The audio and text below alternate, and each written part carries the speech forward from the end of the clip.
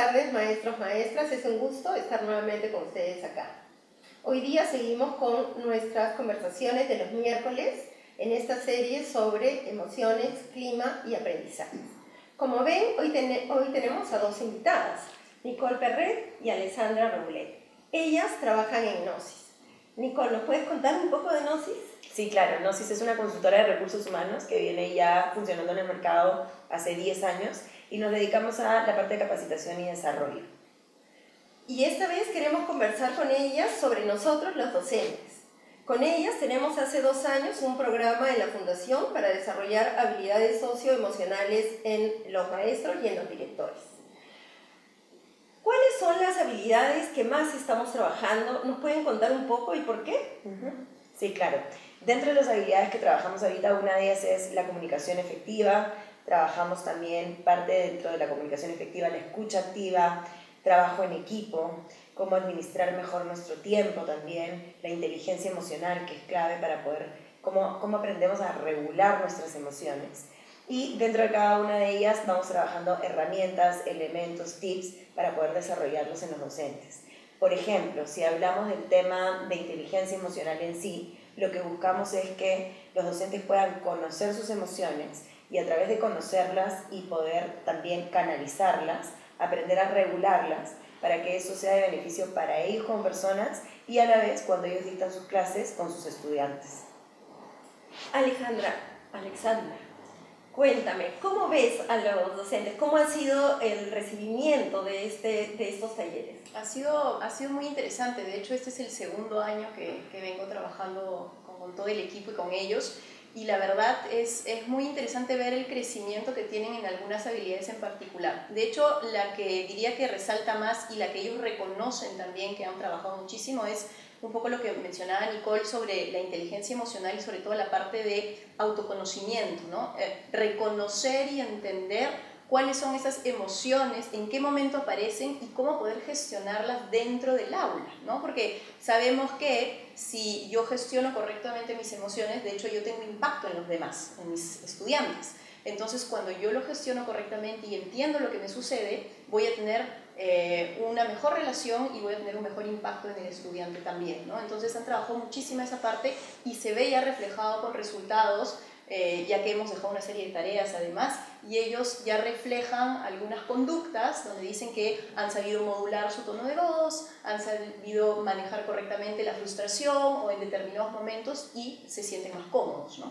El año pasado yo me acuerdo clarísimo cómo en la clausura una de las profesoras dijo algo así como: yo creía que escuchaba a mis alumnos, pero me di cuenta que estaba en nada. Hoy recién comienzo a escuchar.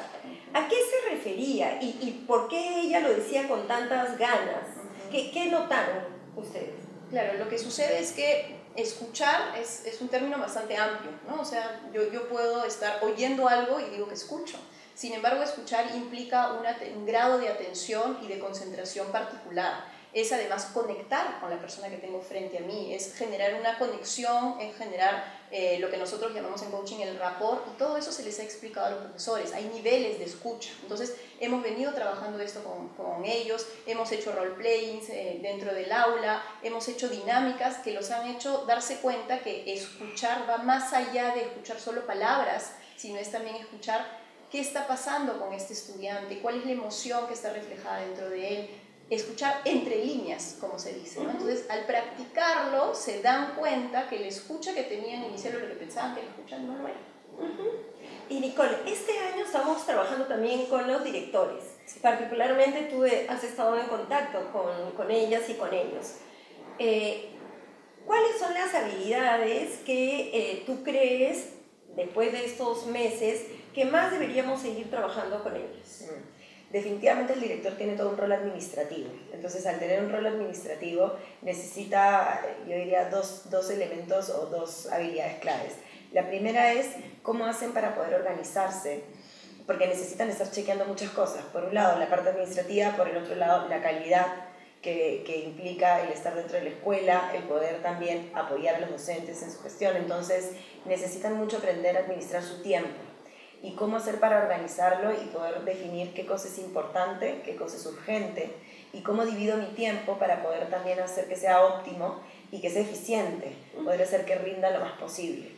Y por otro lado, que también se suma la cantidad de trabajo que tienen en cuanto a administrar cosas y administrar el colegio, es la parte del manejo del estrés.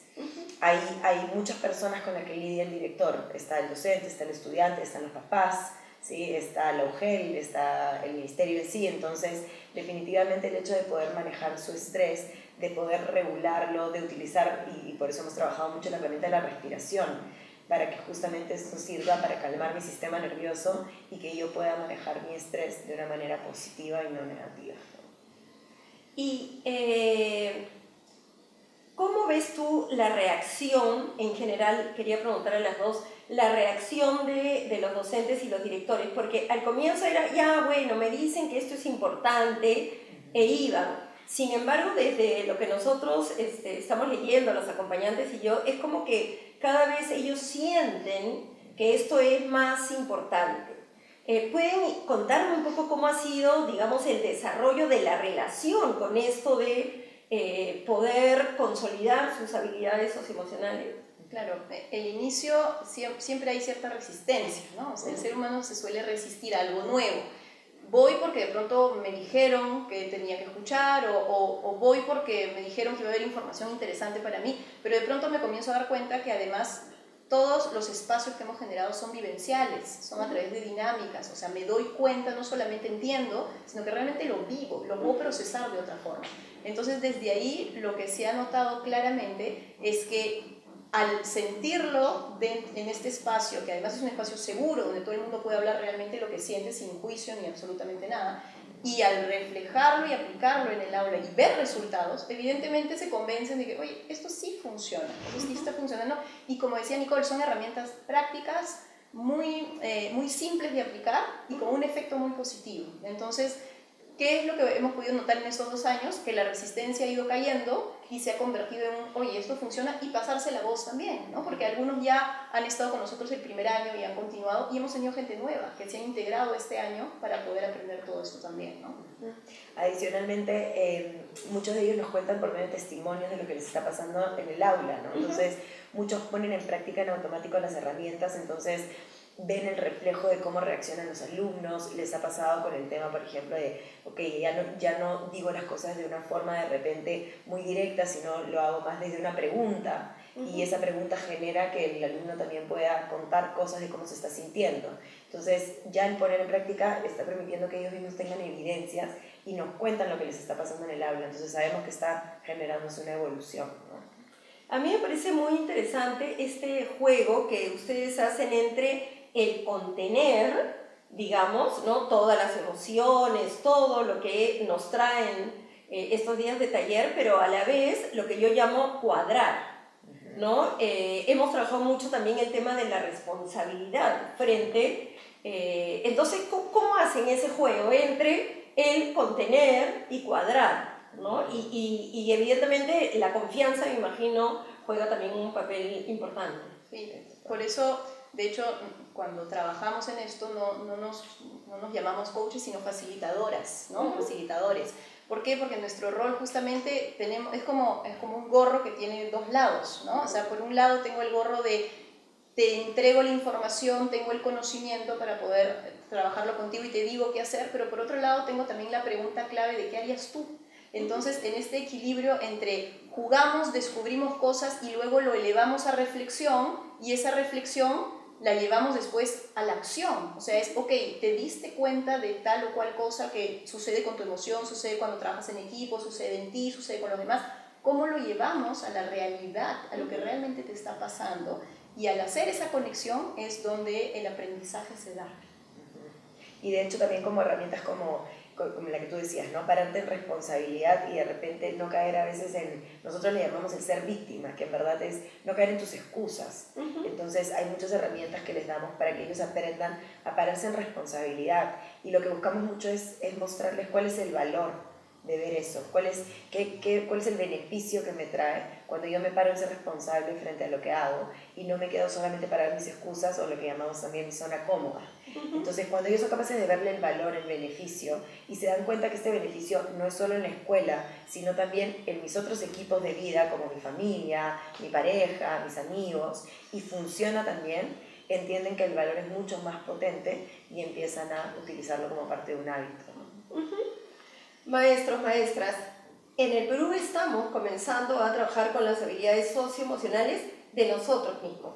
Esto en el mundo ya tiene varios años de experiencia y ya se están dando estudios sobre estas experiencias y todo genera evidencias acerca de que mientras más manejamos nosotros nuestras propias habilidades socioemocionales, podemos entablar mejores relaciones con nuestros estudiantes, con nuestros compañeros de trabajo, entre los directores y los profesores.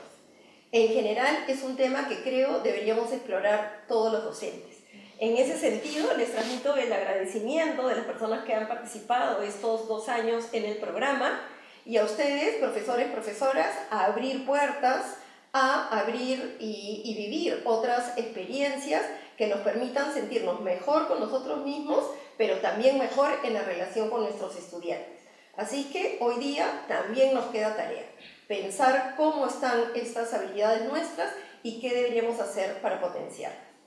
Les agradezco mucho haber estado con nosotros acá y sobre todo acompañarnos durante estos 2 años. Gracias a ti.